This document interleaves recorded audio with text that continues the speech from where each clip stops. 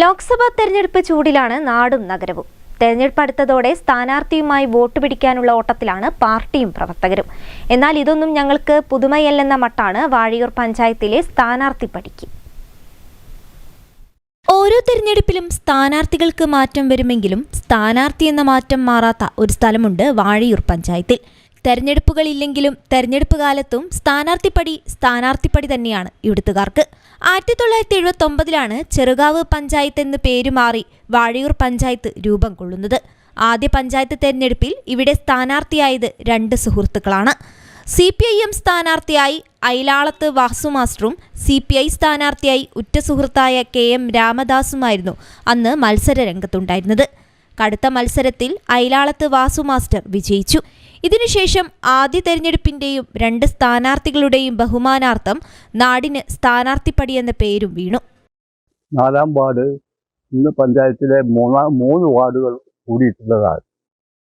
അന്ന് തെരഞ്ഞെടുപ്പ് നടക്കുന്ന സമയത്ത് ഇവിടെ എൻ്റെ വീട് ഞാൻ ഇവിടേക്ക് താമസാക്കിയിട്ട് കുറച്ച് കാലമായിട്ടുള്ളൂ. അപ്പോൾ എല്ലാവരും സ്ഥാനാർത്ഥി ഞാനായതുകൊണ്ട് വീട്ടിൻ്റെ അടുത്തുള്ള ബസ് സ്റ്റോപ്പിന് സ്ഥാനാർത്ഥിപ്പടി എന്ന പേര് നൽകി. ആരും പറയാതെ തന്നെ പൊതുവെ നാട്ടുകാരുടെ ഒരു ഇതിൽ നിന്ന് ഉണ്ടായ പേരാണ് സ്ഥാനാർത്ഥിപ്പടി.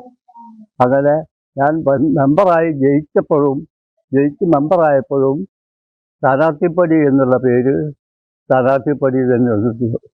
മറ്റ് ജില്ലകളിൽ നിന്നും എത്തുന്നവർക്ക് സ്ഥാനാർത്ഥിപ്പടി എന്ന പേര് ഏറെ കൗതുകമാണ് നൽകുന്നതെങ്കിൽ ഇവിടുത്തുകാർക്ക് ഇത് എന്ത് എന്ന ചിന്തയാണ്. സാമൂഹ്യ മാധ്യമങ്ങൾ സജീവമായതോടെയാണ് സ്ഥാനാർത്ഥിപ്പടി എന്ന സ്ഥലം ഇത്രത്തോളം ജനകീയ ശ്രദ്ധ നേടിയത്. ഓരോ തെരഞ്ഞെടുപ്പ് വരുമ്പോഴും സ്ഥാനാർത്ഥിപ്പടി എന്ന പേരും ചർച്ചയാവുകയാണ്.